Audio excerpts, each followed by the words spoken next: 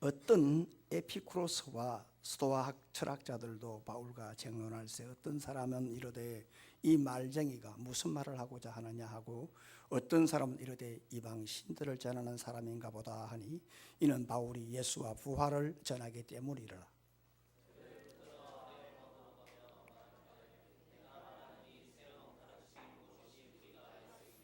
네가 어떤 이상한 것을 우리 귀에 들려주고 그 무슨 뜻인지 알고자 하노라 하니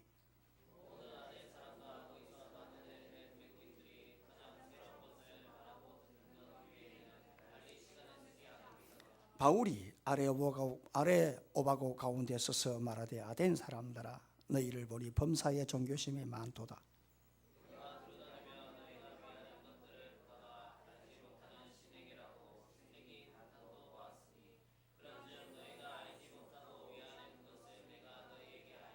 우주와 그 가운데 있는 만물을 지으신 하나님께서는 천지의 주제시니 손으로 지은 전에 계시지 아니하시고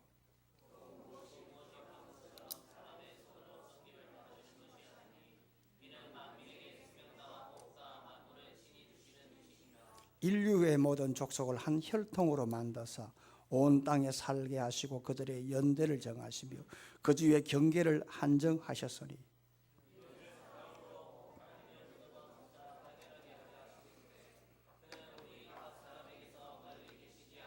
우리가 그를 힘입어 살며 기동하며 존재하느니라. 너희 시인 중 어떤 사람들의 말과 같이 우리가 그의 소생이라 하니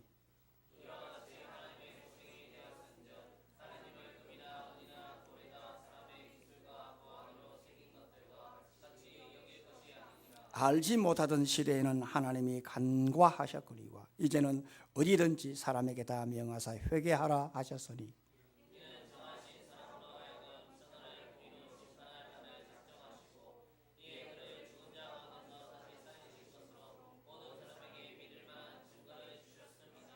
그들이 죽은 자의 부활을 듣고 어떤 사람은 조롱도 하고 어떤 사람은 이 일에 대하여 내 말을 다시 듣겠다 하니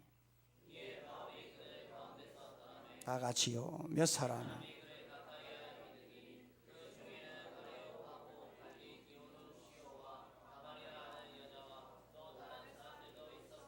아멘.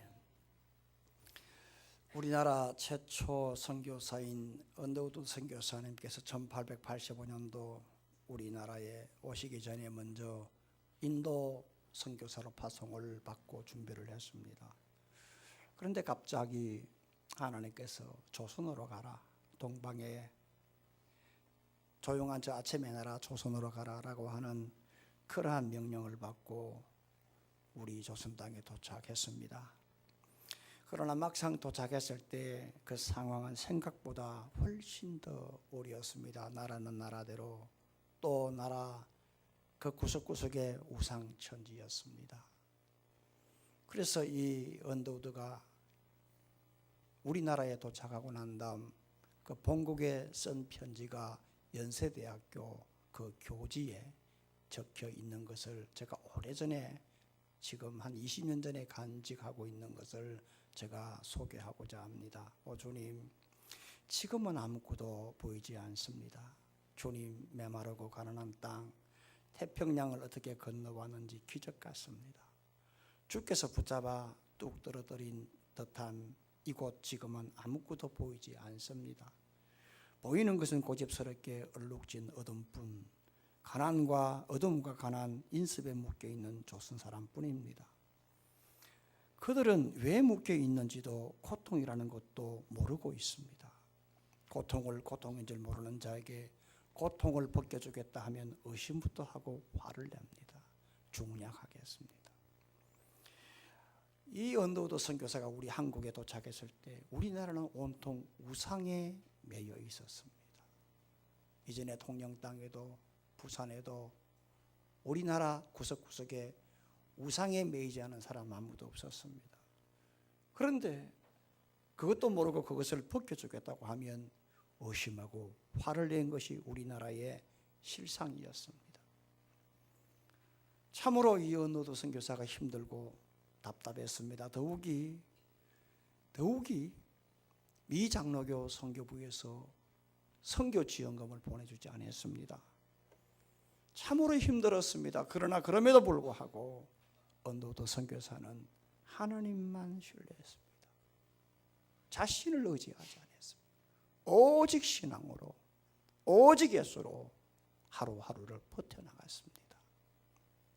참 하나님의 은혜로 언더우드 선교사 형님이 그 당시에 타자기 사업을 하셨는데, 지금도 미국에서는 사벌 타자기, 옛날 사벌 타자기, 언더우드 타자기가 유명합니다. 그 형님이 사업을 하셔서 많은 돈을 벌고, 그래서 그 헌금을 가지고 신촌에 연세대학교 땅을 샀고, 그리고 세브란스 병원을 지었고, 그리고 난 다음 학교를 짓고, 그리고 세문안교회를 개척하는데 큰 일을 감당했습니다. 양팔과 두 다리 없이 상처만 있고 두 개의 발가락만 가진 닉 부이치치를 여러분들 아실 것입니다. 이분이 이런 글을 썼습니다. 참 말로 형언할 수 없을 만큼 힘들고 슬프고 불행했다. 하나님이 나를 버리셨다고 생각했으며 미래에 아무런 희망과 소망이 없다고 느꼈다. 한 가닥 불빛도 없고 햇살 비치는 창문도 문도 없는 그런 깜깜한 방에 갇혀 있다는 느낌뿐이다. 그래서 나는 8살 나이에 자살까지 시도했다. 그러나 신라 같고 보이지 않고 믿을 수 없지만 포기하지 않는다면 분명 희망은 있다. 그러므로 하나님을 신뢰하자. 하나님만 믿자. 하나님만 의지하는 참신앙을 가지고 그 안에서 희망을 찾아야 한다. 닉 부이치치의 간증입니다. 그렇습니다, 여러분. 예수의 사람은 주위의 상황이 아무리 어렵고 힘들어도 자신의 머리를 의지하는 신앙이 아닙니다. 그건 종교입니다. 예수의 사람은 아무리 힘들어도 낯설고 힘든 그러한 벽 같은 그런 일을 만나더라도 참 신앙을 가지고 큰 믿음을 가지고 살아야 하는 것이 예수의 사람이라고 말씀합니다. 언더우드 선교사든 닉 부이치치든 이들의 사역의 결과는 바로 이들의 신앙의 질과 신앙의 크기로 결정이 되었다는 것입니다. 신앙의 그릇을 키우게 되면 인생의 크기가 달라지고 인생의 열매가 달라지고, 그래서 우리가 왜 신앙을 가져야 하느냐, 바로 여기에 질문에 대한 답이 있는 것입니다. 신앙이라고 하는 것은 모든 것이 불투명을 할 때 그분을 붙잡는 것이요, 신앙이라고 하는 것은 내일을 알지 못할 때도 세상과 타협하지 아니하고 하나님께 모든 것을 맡기는 것입니다. 따라서 우리 안에 있는 모든 것이 눈에 보이는 증거를 끊임없이 요구할 때 보여줘봐라, 꺼내봐라, 안 보이는데 어떻게 믿나라고 할 때에, 그러나 그렇게 끊임없이 증거를 요구할 때에 여전히 하나님만 믿고 나아가는 것입니다. 바로 이런 신앙을 가질 때 성령께서 역사하시고 성령이 지배를 하는 것입니다. 무엇이 성령이 지배를 할까? 무엇이 성령 통치를 하게 할까? 아무것도 보이지 않아도 여전히 하나님만 신뢰하는 신앙, 이 신앙이 성령이 지배를 하고 인생을 바꾸는 것입니다. 따라서 오늘 저는 여러분들에게 무엇을 말할까? 무엇을 말할까? 지식보다 신앙이다. 지식은 종교를 주지만 신앙은 성령의 역사를 한다. 오늘 이 주제를 가지고 오늘 이 말씀을 나눌 때에 우리 모두가 다 말씀을 통해서 성령의 지배를 받는 그런 은혜가 있기를 예수님의 이름으로 축원합니다. 그러면 우리가 성령의 지배를 받으려고 하면 먼저 지식의 종교보다 부활 신앙을 가져야 한다. 이것을 먼저 생각하고 16절로 18절의 말씀을 한번 다 같이 읽습니다. 16절 18절 시작. 바울이 아테네에서의 끝.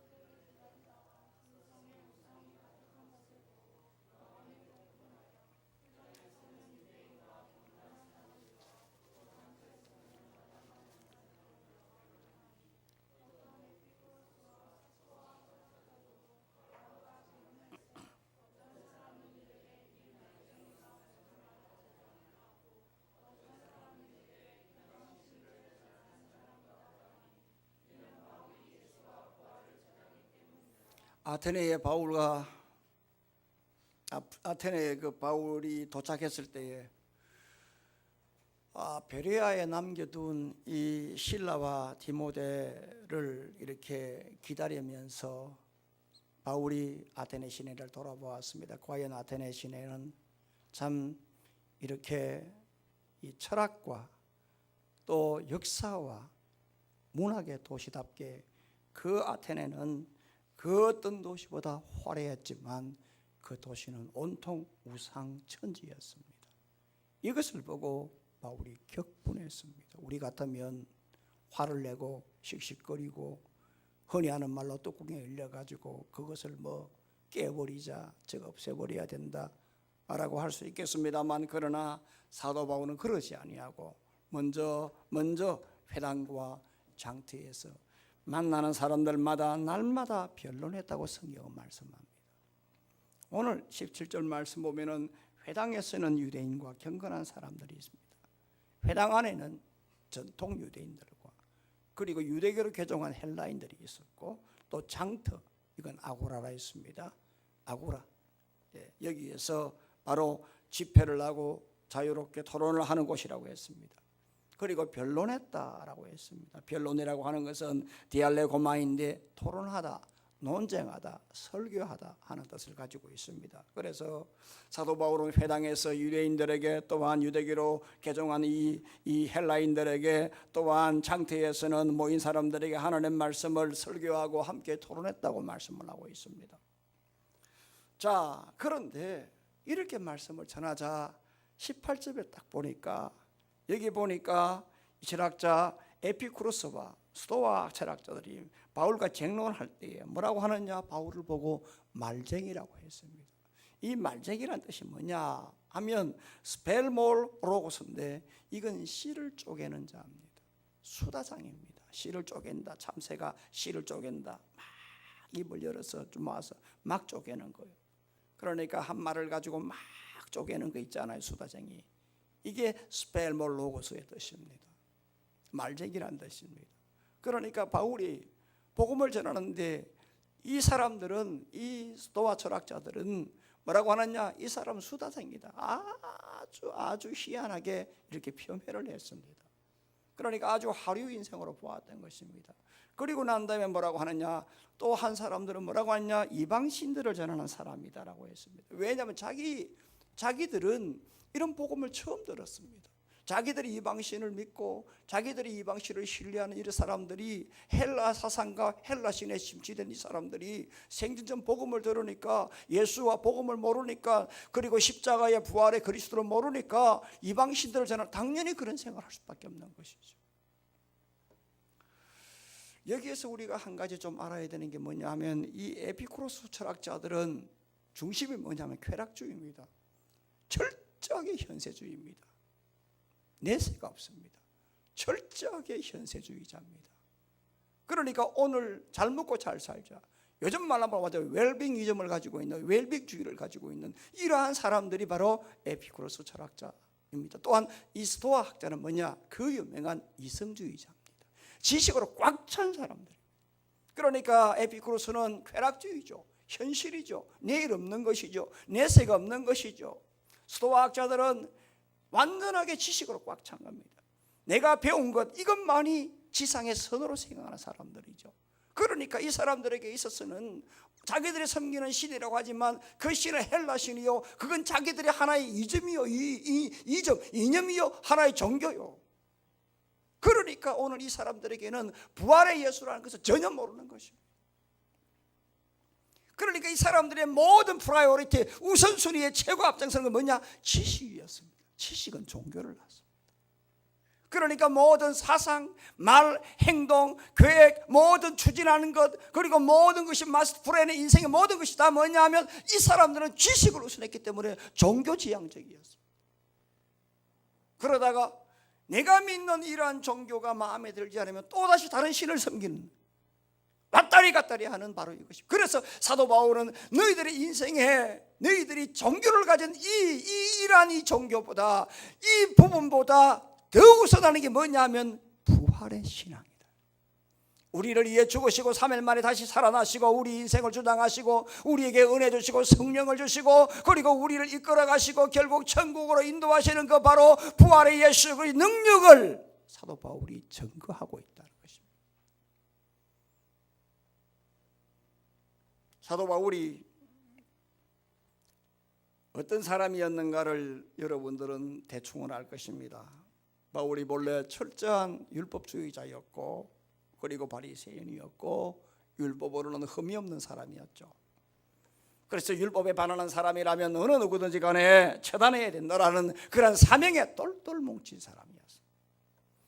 그래서 어린 나이에 자신의 고향 타소를 떠나서 예루살렘 가말리엘 문화에서 사사를 받고 앞으로 바리새파의 대표가 될 만한 사람이라고 많은 사람들이 찬사를 받고 인정을 받았습니다. 그래서 이 다메섹에 예수 믿는 사람이 있다라는 그런 정보를 듣고 바리새파의 두목으로부터 체포영장을 받고 가던 도중에 예수를 만나 뒤집어졌습니다. 예수 믿는 사람을 잡으러 가던 사람이 그 은혜에 감당하지 못해서 들어가서 복음을 증거하다가 다메섹에 있는 많은 유대인들이 저놈 저거 완전히 맛이 갔다고 해서 잡아 죽이려고 할 때 밤에 다메섹에 있는 그리스도인들로 도움을 받고 아라비아 광야에 가서 3년 동안 빛으로 나타나신 예수 그리스도가 누군가를 연구하다가 드디어 거기에서 예수를 만나고 성령이 지배를 했습니다. 그리고 난 다음에 거기에서 그가 얼마나 뜨거운 그러한 감격을 얼마나 희열에 찬 그런 은혜를 받았는지 자기 자신을 죽게 바치는 그런 역사가 바로 아라비아 광야에서부터 시작된 것입니다. 여러분, 사도 바울은 지식의 사람이었습니다. 사도 바울은 종교의 사람이었고 율법의 사람이었습니다. 자신의 의지로 똘똘 뭉친 사람이었습니다. 얼마나 지성적이었고 얼마나 이성이 발달한 사람이었습니까? 로마서를 보십시오. 바울 서신을 보십시오. 헬라로 공부한 신학을 안 쳐도 로마서, 특히 로마서는 굉장히 난해합니다. 가장 쉽다고 하는 요한복음도 헬라어로 보게 되면 힘든데 바울 서신은 정말 말로 할 수 없을 정도로 힘들 정도로 그 서신을 이렇게 편지를 쓴 바울은 그만큼 우리의 이성 한 단계 대기권 위에 있는 사람이면 틀림이 없습니다. 여러분, 똑똑한 사람은 말이죠, 말을 많이 합니다. 말을 많이 하게 되면 다른 사람의 말을 잘 듣지 않습니다. 이성이 발달한 사람은 자기 세계가 아주 강합니다. 바울이 바로 그런 유형의 사람이었습니다. 아주 이성이 발달했고 아주 자기 세계관이 확실한 사람이었어요. 보통 사람이 아니었습니다. 그런데 부활의 예수를 만나고 난 다음에 이 사람이 완전히 뒤집어졌습니다. 자신의 지식이 종교였습니다. 자신의 이성이 종교였습니다. 그래서 어떤 누가 뭐라 하더라도 자신이 배웠던 그 율법 자체가 자신의 종교였고 율법 자체가 자신의 무기였습니다만 부활의 예수를 만나자 이 사도 바울이 완전히 뒤집어지고 성령 지배를 받자 오늘 이 사람들에게, 스토아학자들에게, 이성주의자들에게, 이 에피쿠로스 학자, 이 쾌락주의자들에게 아니야, 지식이 아니야, 종교가 아니야, 부활의 신앙을 알아야 돼, 부활의 예수를 만나야 돼, 이렇게 강조하고 있는 것입니다. 어떤 사람이 성령 지배를 받느냐? 여러분, 종교보다 지식을 우선하는 종교보다 오늘 이렇게 부활 신앙을 가질 때, 부활의 예수를 만날 때 부활 신앙을 가지게 되고 여기에서 성령의 지배를 받습니다. 우리 교인들 가운데 제가 볼 때는 그렇게 자신의 지식으로 똘똘 뭉친 사람은 없다고 봅니다. 그러나 이가 하나는 있을 것 같아요. 내가 우선할 수가 있다는 것이죠. 나의 신념이 강할 수가 있다는 것이죠. 내 의지가 강할 수, 이럴 때는 은혜를 받지 못합니다. 우리가 뭐 대단한 에피쿠로스 학자처럼 쾌락주의도 아니요, 우리가 참 많이 공부해서 정말 내 이성으로 가득 찬 그러한 스토아 학자는 될 수는 없어요. 아니에요. 그런 수준까지는 그 정도는 아니다. 그러나 우리가 살아오면서 내 생각이 앞서고 말이죠, 내 의지가 앞선다면 오늘 우리가 이 본문에서 교훈을 받을 수가 있고 음성을 들을 수가 있고 그리고 적용할 수가 있습니다. 어떤 사람이 성령의 지배를 받느냐? 내가 지식으로 무장된 그런 종교보다 부활의 예수를 만날 때 부활신앙을 가지게 되고, 그런 부활신앙을 가질 때에 나를 위해 죽으시고 다시 살아나신 그 부활의 은혜를 다시 내가 체감할 때에 성령의 지배를 받을 수가 있습니다. 그렇다면 은혜죠. 제가 지난주 소개했던 우리 이여령 박사님을 한 번 더 소개를 할까요? 이분은 74살에 예수 믿고 세례 받았거든. 이분이요. 이여령 박사님이 뭐라고 하느냐? 절대 고독 속에 절대자를 만났다 했습니다. 이여령 박사님. 자신이 문학을 창조하는데 50년의 인생을 바쳤지만 그것이 얼마나 허무하고 그게 얼마나 의미가 없는가를 그가 예수 만나고 알게 되었다 했습니다. 그분은, 이여령 박사님은 우리나라 어휘의 달인입니다. 어휘. 다시 말하면 단어 자체를 만드는데 검과 옥조 같은 구슬과 같은 그러한 단어를 만드는데 달인입니다. 여러분. 얼마나 말을 잘합니까? 한 번씩 이렇게 보면 TVN 같은 데 강좌를 하더라고요. 이 젊은 친구들. 그런데 젊은이들의 지식을 능가할 뿐만 아니라 그들과 소통이 되더라고요. 왜? 그만큼 많이 아니까 눈높이를 아예 자기가 조절하는 거예요. 쫙 낮추어서 눈높이를 같이 하니까 20대 청년들과 소통이 돼요. 야, 정말 대단하구나. 제가 그걸 쭉 들으면서 인문학 강의를 하는데요. 요즘 인문학 강의 많이 하잖아요. 네. 요즘 뭐 보니까 뭐 알뜰 심사부터 시작해서 다 그 인문학이잖아요. 뭐 등등 뭐 또 뭐 소설가들이 나와가지고 뭐 하는 인문학 강의 뭐 많이 있잖아요. 막 프로가 서너 프로 되더라고요. 그 지금의 우리 TV의 모든 어떤 하나의 트렌드는 인문학 쪽으로 가고 있거든. 인문학의 생각을 만들고 생각의 사람을 만드니까 그런 쪽으로 가는 것이죠. 왜냐하면 그 재변에는 이놈의 핸드폰 때문에 그래요. 머리를 완전히 깡통으로 만들거든. 그러니까 단문단답에 해서 사람이 사고가 발전할 수가 없어요. 어쨌든 이러한 이 문학에 대한 달인이요, 언어를 만 지식의 달인이요. 그러니까 이 사람은 이여령 박사님의 지식이 종교였어요. 그런데 여러분, 이런 자기 자신이 이 지식이라고 하는 이 종교에 50년을 바쳤지만 그것이 얼마나 허무한가를 예수 만나고 알았다고 했습니다. 이분이 이런 말을 했습니다. 내가 예수를 만나자 내 안에는 소울과 마인드는 있는데 그러나 가장 중요한 스피리추얼은 바깥에서 왔다고 했습니다. 다시 말하면 성령은 예수 믿고 난 다음에 임했다 이 말입니다. 이분이 결정적인 계기가 욥기를 읽었는데 욥기를 읽고 난 다음에 부활신앙을 가졌다. 욥이라는 사람은 소설가요 작가라고 했습니다. 욥기를 읽고 난 다음에 내 자신이 그동안에 지식으로 똘똘 뭉쳐진 지식의 종교였던 내가 완전히 무너졌다고 했습니다. 그래서 욥기를 읽고 난 다음에 예수를 만나고 부활에 대한 이 은혜를 받고 난 다음에 그 이후로 지상의 언어를 버리고 깜깜한 가슴에 박힌 별들을, 수없는 별들을 내 가슴에 새길 수 있었다고 했습니다. 무엇이 성령이 지배를 하느냐? 여러분, 내가 생각하고 신뢰하는 지식의 종교보다 여러분 부활의 예수를 만날 때입니다.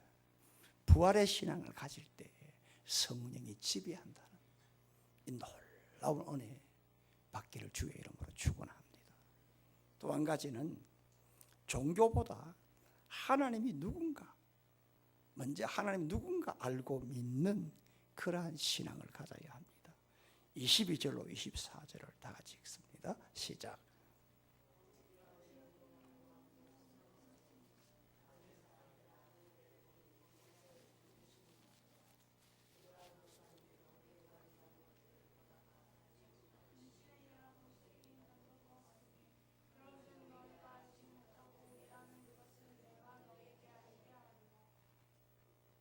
24절 시작.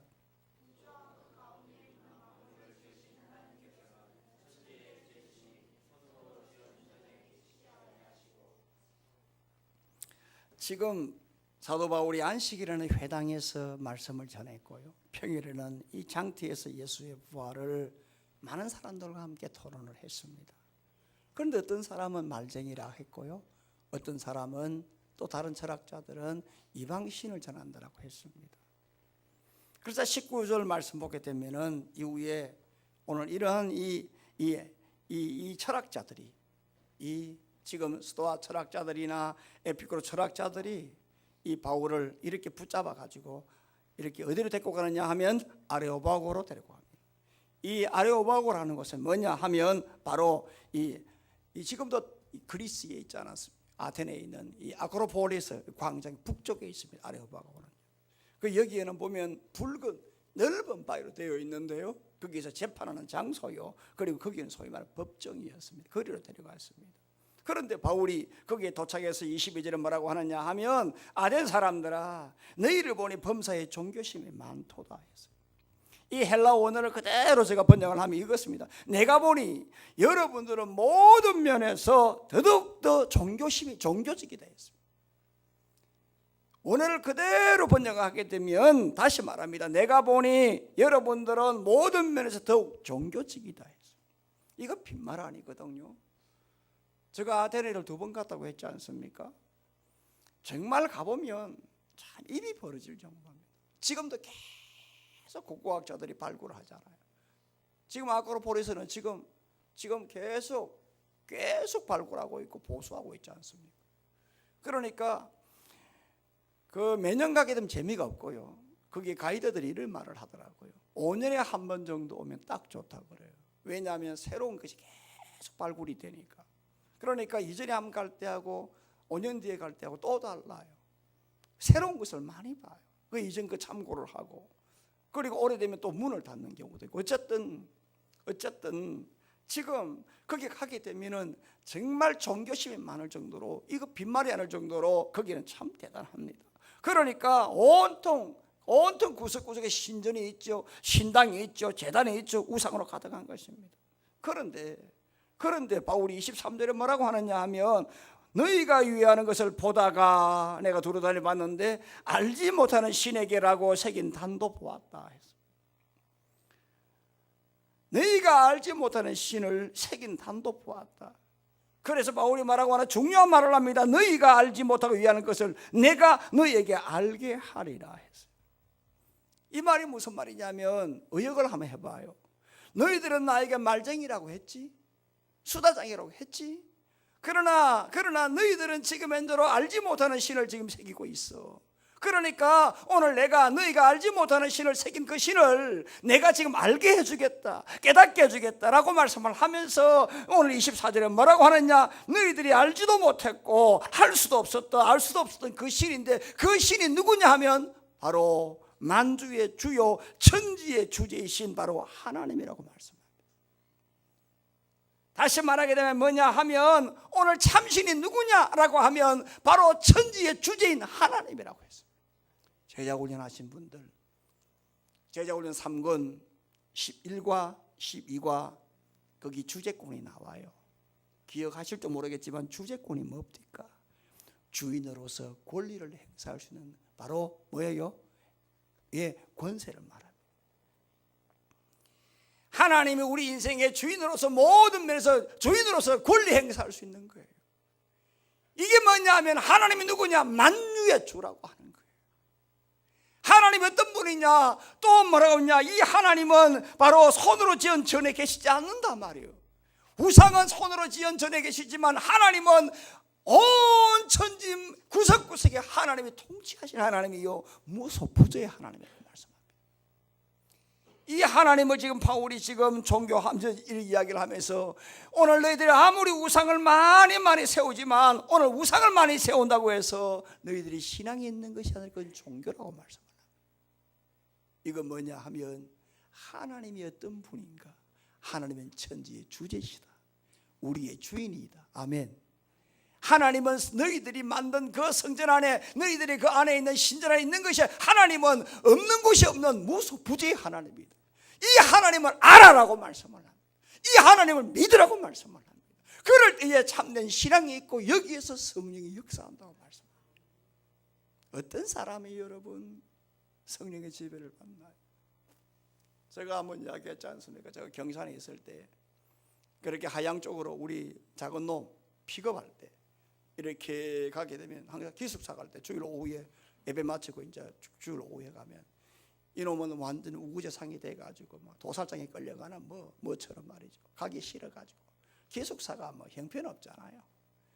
그 주일 오후에 가게 되면 입시철 되면은 팔공산 거기에 그냥 등불이 그냥 납니다. 야, 정말 사람들이 어리석다. 거기 가서 막 빌잖아요. 거기 수백 번 빌어보십시오. 그게 신앙입니까? 종교잖아요. 그것조차도 지배하시는 분이 바로 뭐예요? 바로 만천지의 주제신 하나님이라고 하는. 아멘. 주제권의 하나님을 알아야 돼요. 그리고 하나님은 사람이 손으로 만든 그 신전에 있는 분이 아니라고 하는 거예요. 하나님은 천지 공간을 지배하시는 무소부재의 하나님이라고 하는. 이런 하나님을 이렇게 믿고 알 때에 성령이 역사한다. 요즘 CCM 찬양 은혜 아니면 조성은 씨가 작곡을 했던데 제가 요즘 이걸 자주 듣습니다. 서재에서도 우리 찬양대에서도 이 찬양 한번 부르면 좋겠는데 이게 좀 어렵더라고요. 이게 음률이 아마 분명히 음치가 있는 분들은 아마 소화하기가 힘들 겁니다. 예. 우리 호준이 형제 정도 돼야 이 호준이 되지. 다른 분들은 내가 볼 때 글쎄요. 조성은 씨가요. 이 곡을 만들 때 참 자기 간증인데 그 보니까 재미가 있더라고요. 은혜 아니면 나서지 못하네. 십자가의 그 사랑 능력 아니면 나서지 못하네. 은혜 아니면 나서지 못하네. 놀라운 사랑 그 은혜 아니면 나서지 못하네. 조성은 씨가 이 가사 작곡할 때 20분 걸렸다고 합니다. 20분. 어떻게 그게 가능했습니까? 물으니까 하나님께서 은혜를 주셨다고 했어요. 이분이 말이죠. 로마서를 읽다가 완전히 충격을 받았다. 로마서를 읽다.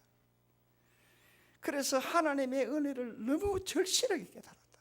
내가 구원받은 것도 내가 사는 것도 모든 것이 하나님의 은혜임을 절실하게 깨달았다. 이분은 이전에는 완전하게 자기 지식 위주였고 하나님 몰랐다고 합니다. 그러니까 종교적으로 갈 수밖에 없었던 것이죠. 그런데 십자가의 그 사랑, 우리가 제자 훈련할 때 로마서를 통해서 하나님이 누구냐? 바로 무소부재의 하나님이요 주제권의 하나님이라는 것을 우리 인생의 주인이 누구냐? 하나님이라고 하는 거예요. 바울의 고백을 듣고 그가 완전히 뒤집어진 거예요. 그러기 이전에는 완전히 자신이 종교적이었지만 바로 십자가에서 자기 아들을 내어주시고 우리를 구원해 주신 그 한량없는 그 은혜의 그 하나님을 알고 그리고 믿을 때에 이 사람이 완전히 뒤집어져 버린 거예요. 그래서 이분이 은혜 아니면 이 찬양 이렇게 작곡하고 난 다음에 지금 이 중국어로 번역이 됐거든요. 많은 유튜브로 보니까 엄청난 사람들이 이 곡을 듣더라고요. 물론 그 중에 저도 뭐 들어갔으니까 일이 올라갔겠죠. 뭐라고 하냐 하면 이렇게 말하다. 하나님이 나에게 준 선물이라고 하는 거예요. 어떤 사람이 은혜를 받죠? 어떤 사람이 성령의 지배를 받죠? 여러분, 바로 하나님은 그저 신전에 계신 분이 아니라 하나님은 바로 천지의 주제권의 내 인생의 주인이라고 하는 거예요. 그리고 하나님은 항상 나와 함께하며 어디 가든지 나와 동행 무소부재의 하나님이라고 하는 거예요. 그러니까 이 지식의 종교가 아니라 하나님을 참된 하나님을 알고 믿을 때에 성령이 역사한다고 하는 거예요. 이런 은혜 우리 모두가 다 있기를 주의 이름으로 축원합니다. 사랑하는 성도 여러분, 우리가 말씀을 도라고 하잖아요. 도가 길이잖아요. 그러니까 말씀은 인생이 걸어가야 될 길을 제시하는 거죠. 지도를 보고 걸어가는 사람과 지도를 보지 않고 걸어가는 사람들, 여러분 결과 어떤지 아시지 않습니까? 바로 여러분들 예수를 믿긴 믿어도 마찬가지 아닙니까? 신앙도 마찬가지 아닙니까? 예수를 믿긴 믿어도 천지의 주제이신 하나님을 누군가 모르고 가면 이건 여러분 종교 생활이 될 수밖에 없고, 이 종교 생활이 되면 방황할 수밖에 없습니다. 하나님이 누군가 알고 믿음으로 성령의 지배를 받기를 주의 이름으로 축원합니다. 마지막 하나는요, 성령의 지배를 받아 계속해서 회개하십시오. 구원파는요, 한 번 회개하면 끝난다 했거든. 그건 이단입니다. 회개는 계속 해야 됩니다. 30절 한 절만 읽습니다. 시작.